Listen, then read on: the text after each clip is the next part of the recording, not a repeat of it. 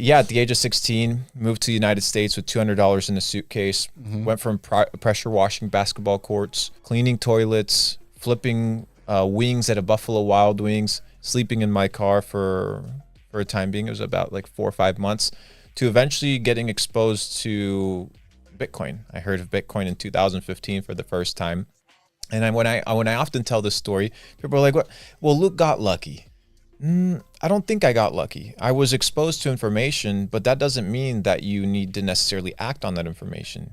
I remember watching a documentary on Netflix. I forget exactly what the name. I think it's called Banking on Bitcoin. And the gentleman, they would actually go out on the streets, I think it was Wall Street, and would tell people, "Hey, would you have a Bitcoin or would you take this $5 bill?" And everybody was like, "Well, I'll take the $5 bill because it's real and I can see it and I can touch it." So a lot of people were exposed to the opportunity, but not everybody capitalized on the opportunity. I remember if you wait tables or if you work in a restaurant, you get your cash tips. But every day the restaurant gives you those tips. That is your payday basically. So I would get that cash tip. I would drive to the ATM and I would deposit that money. And since it's a cash deposit, you see the money instantly displayed in your bank account.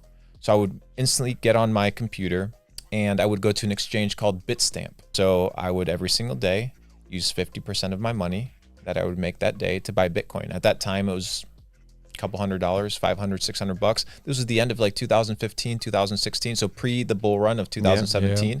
I'm pretty curious then. A lot of people are talking these days about the energy that you have during the day. You have 24 hours, the time. It's obviously very clear, but your energy, how do you give something your energy? Like on what places, in what things? How do you spend your energy? Well, first you need to know what your goal is. Most people walk around with no goals, no ambition. They don't know where they're going. It's like a ship with no destination. If you don't know where you're going, you'll never get there. Once you know where you want to go, then you direct your time, your energy, and your attention to what? To the execution and the achievement of that goal. If you want to make money, you will make money. If you want a good network, you will have a good network. If you want to build a great podcast with great hosts and great guests, you will build a podcast in that way. It's all about intention. But most people walk around in life thinking that life is just a big fat lottery. And it's just not that case.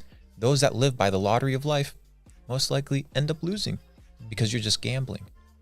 I don't want to gamble with my life. So what I do is I set a goal and then I focus my time, energy, and attention, which truly are the only assets that you have. So when a lot of people come to me, they're like, "Luke, I have nothing."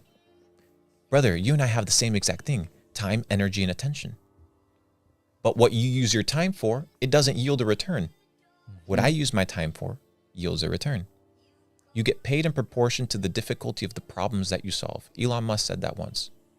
You get paid in proportion to the difficulty of the problems that you solve. Most people that don't make money, they don't solve problems.